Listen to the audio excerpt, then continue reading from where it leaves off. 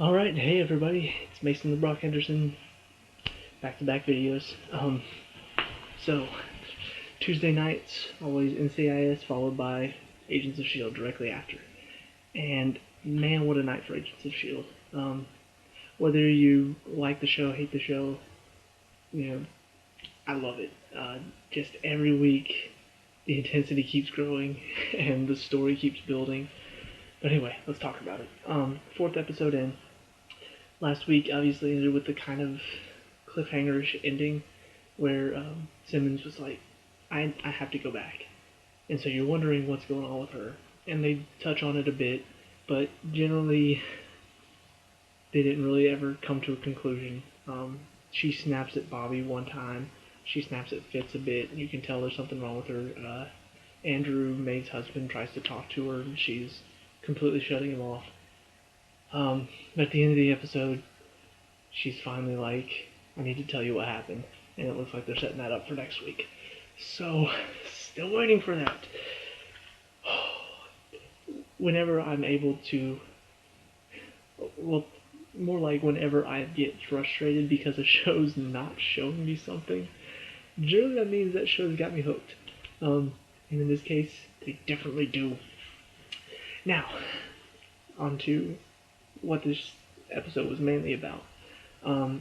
Obviously, Lash has returned, and it was very nice to see them kind of throwing Alicia under the radar. At first, they were saying Alicia, and I'm like, who's she? And then they finally showed they had her in the apartment, her on the plane. I'm like, oh, it's the girl that can duplicate herself. And they didn't really need to tell us how they found her or why she's a good guy now. Because she was fighting for Daisy's mom in the last season. So, they just kind of threw her in there, no explanation needed. And I like that.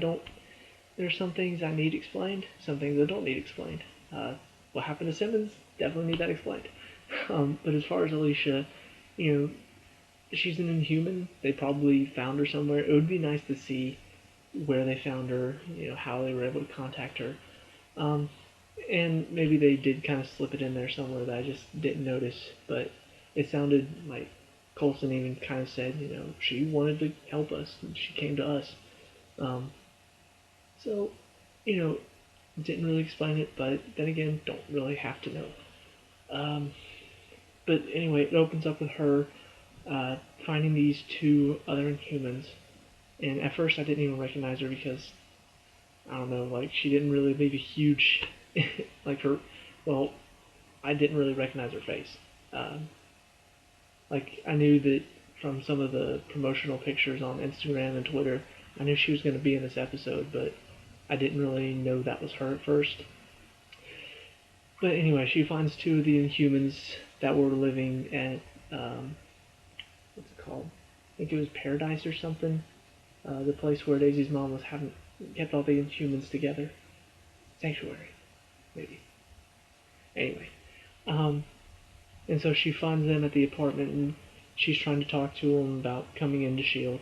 And they were kind of like, so it was you that sent the email? And what email? Lash busts down the door.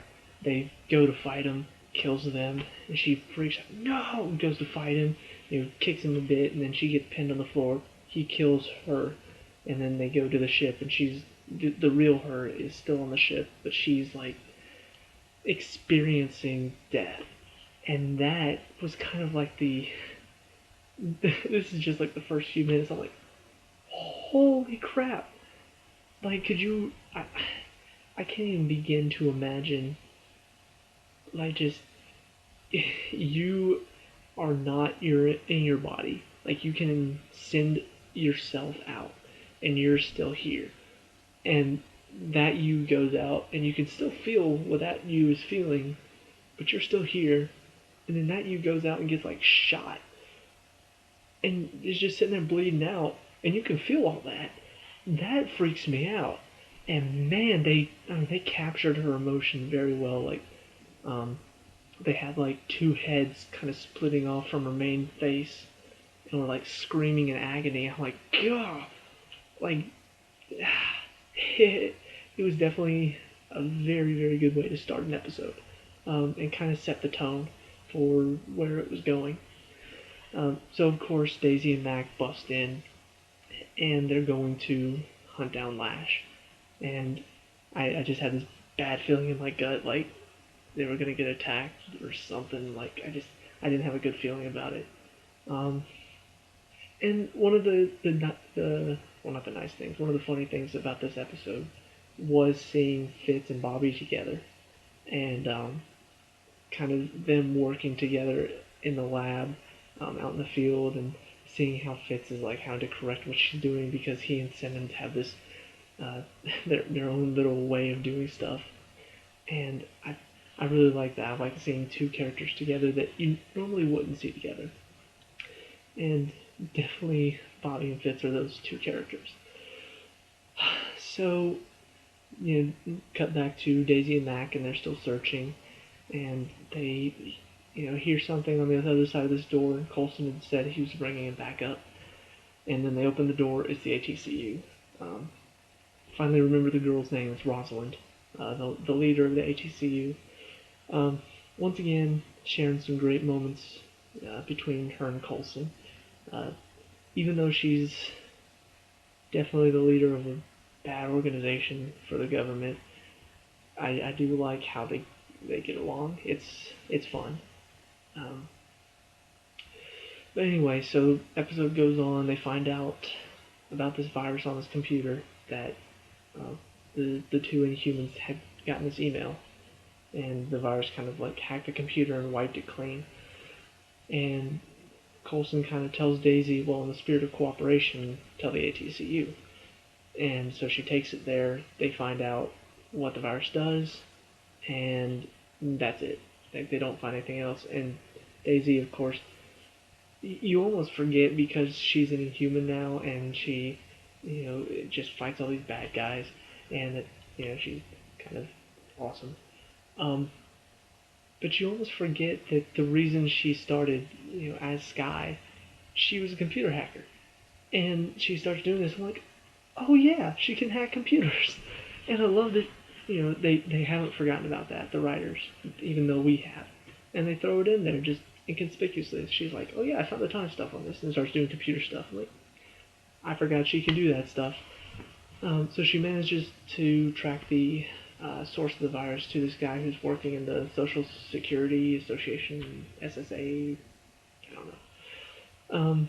And he's disappeared, and so first thought is, oh well, this is Lash then. They get there, and Coulson cooperates with the ATCU, and they bust down the door and go in, and then Daisy finds him, the SSA guy, and he's hiding in a closet, and he's like freaking out. And it turns out that his Inhuman ability is Coulson calls it a divining rod. He can find other Inhumans, which is kind of interesting. Like, I love seeing how all these Inhumans just have these bizarre abilities, but they sort of make sense. It's nothing super crazy like, oh, well, this guy can turn a TV into a robot, or, oh, look, this guy can, crumple paper with his mind. They're powers that make sense, I guess. But then again, not like so powerful that, oh, why are they superheroes? So, like I said, it's enough to keep me interested and keep me watching. And man, it's hard to even talk about what happens next because it gets crazy. So they finally, Coulson's able to convince Rosalind to let Daisy and Matt come along. And so they're driving this in the back of this truck, and the guy's still like, freaking out. And all of a sudden, Lash attacks. Opens up a hole in the top of the truck, comes in, beats up the ATCU guards, and kicks Mac across the truck, knocks over Daisy. Daisy gets up, uses her powers, and knocks the truck over. And then all you see is just Lash dragging the divining rod guy out of the truck and just kills him. And it's very interesting because in his apartment where they found him, the divining rod guy, he was talking about Lash because like he was an angel of mercy almost. Because it's kind of playing into where Marvel is headed right now with the whole Civil War thing, and how you got different opinions about Inhumans, and how much of this is going to play into the actual Civil War, I don't know. But you can see where opinions are divided, whereas people like Daisy, and even Lincoln used to be, sees Inhumans as, well, they're just people too, they just have these extraordinary powers. And then you have guys like the Divining Rod guy, who sees them as like a sickness. And partially because his power really does affect him. And I don't want to say that I sympathize with this guy because he's clearly a very Weasley guy. But I do understand where he's coming from. I do understand why he is so hate humans or Inhumans, because they do really affect him. They do really make him sick. And so, I mean, the way he describes Lash in his apartment makes him sound like, he does what is best for everybody. He does it for the good of all humanity because he sends us humans back to where we belong.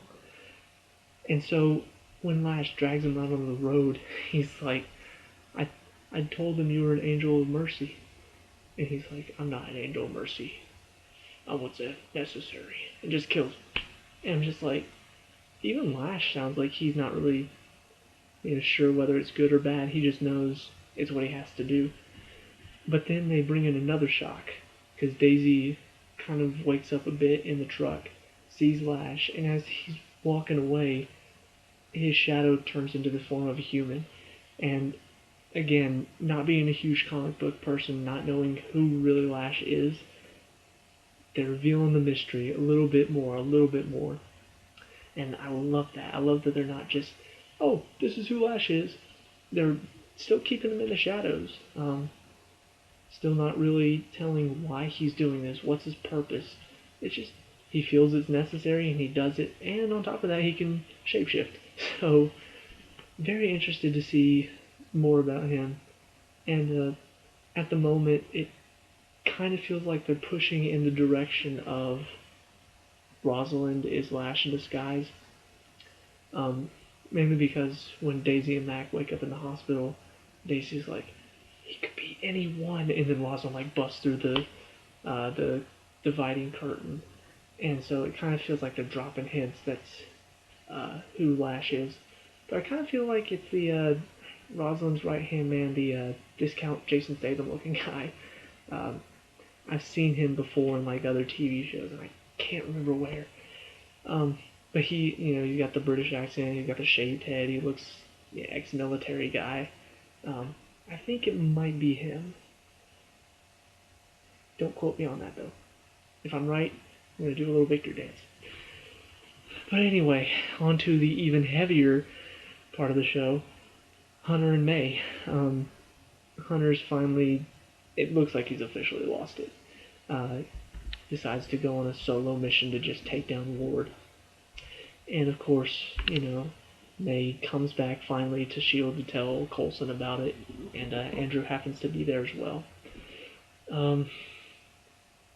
So, Hunter comes in to the S.H.I.E.L.D., or to the Hydra place, and he was brought there in the trunk of a car, made some funny jokes about it. But what happens next is just... Okay, let me focus.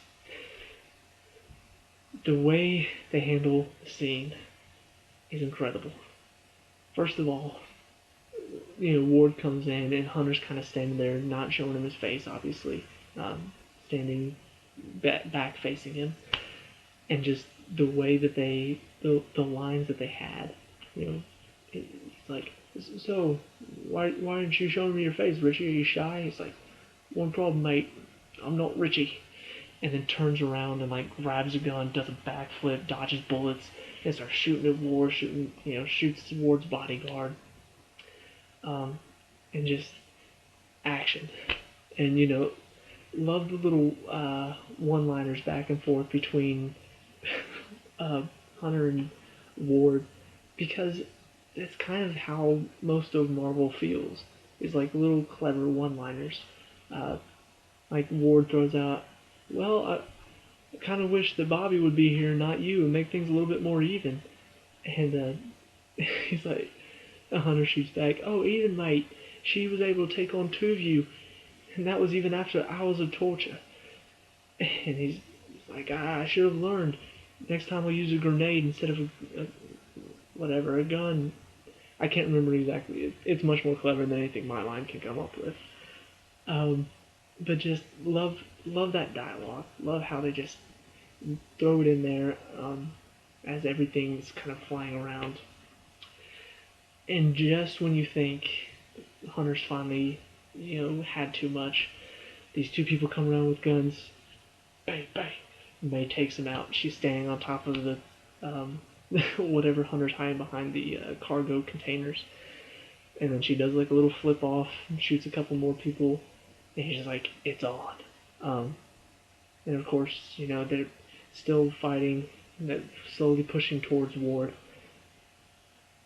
And then, stinking Ward.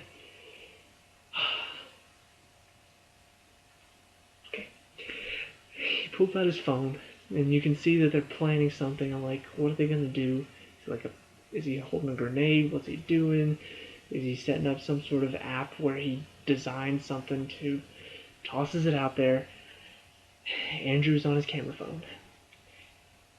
And something that they threw in at the end of episode 3 was seeing Strucker's son come up to Andrew and say that he was taking a psychology class. And now you understand why. And I don't know how Ward knew that May was going to show up, but man, he's a smart cookie. So anyway, May has to decide, do I go? Do I stay? Do I drop my weapons and just walk out? She tries to get a hold of Coulson and tell him to go try to save Andrew. But Hunter, so driven by rage and revenge, which oldest killer in the book, decides he shot Bobby. I gotta take care of him. And just that scene, he looks at her, he's like, "I'm sorry." Just turns and starts shooting, spraying, trying to get him. And of course they do that thing where Ward's diving out the window, and of course Hunter gets him one time. Just for future reference, because I'm sure that's going to come back a little bit later. But man, just you see Strucker's son walk into the convenience store where Andrew is, and Andrew's kind of noticed this guy is holding his phone like he's taking a picture of him, and he's like, "What are you guys doing here?" And he's like, "Hello, Professor," and kind of just has this arrogance about him. One guy's holding the gas can, he pulls out a lighter, and now this is where this could either be very clever writing or just something to kind of draw your attention. They never actually show Andrew. They show a guy lying on the floor, they show blood up underneath him, they show shoes, and they look like they could be Andrew's shoes. Now, I wasn't paying close enough attention, so maybe they were his, and that was all it took. They didn't have to show him. But it looked like maybe they were leaving open a chance for him to still be alive. But anyway, there's a gas can on the floor, and there's a lighter on the floor, and all of a sudden the lighter lights, and you see Strucker's son like sprinting across the street to hide behind a car before the convenience store blows up. And like I said, it feels like they're leaving it open a bit, because Strucker's son looked like he was kind of freaked out, like, holy crap.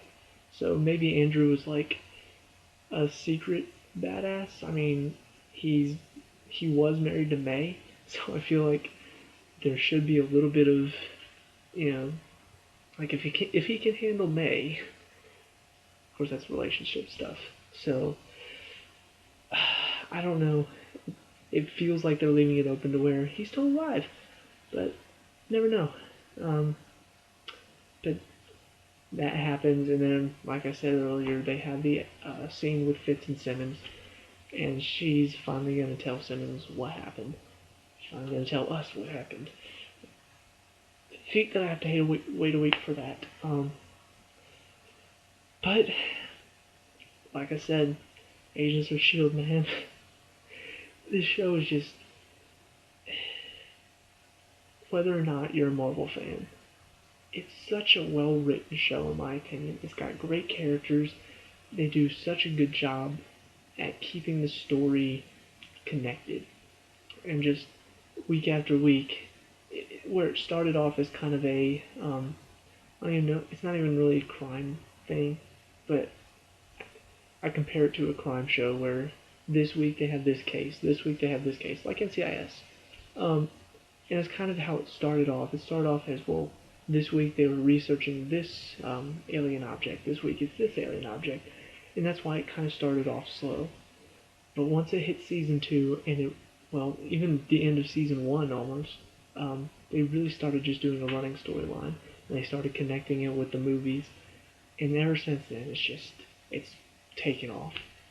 And man, this season so far has really got me excited to see what they do next.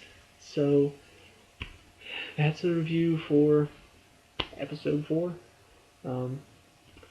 Next up, still got ways to go. Still got to get caught up. Just if anybody watches this before tomorrow, I guess. Got Criminal Minds on Wednesday. I got to get caught up on. Blacklist and Bones on Thursday. Got to get caught up on. And The Walking Dead on Sunday. I got to get caught up on. Luckily, The Walking Dead's just 2 episodes so far, so I should be able to do that okay, better than the 4 episodes that I've missed of other shows. And even then, I'm not done. Elementary, The Librarians in November, and Jessica Jones, I'm going to check it out. Maybe check out Supergirl. I don't know. I may do a couple reviews, and if I don't like it, the previews have got me mixed up on it. Like, sometimes it seems like girl power. I'm just like, that show looks stupid. And then sometimes it looks action-packed. I'm like, that show looks interesting. So, I'm mixed on it, but I'll watch it and do a review. So, but that's enough of Agents of S.H.I.E.L.D. I'm gonna go to bed because I need to nap after that. Just kidding, I don't sleep. But, see you guys in the next one. Peace.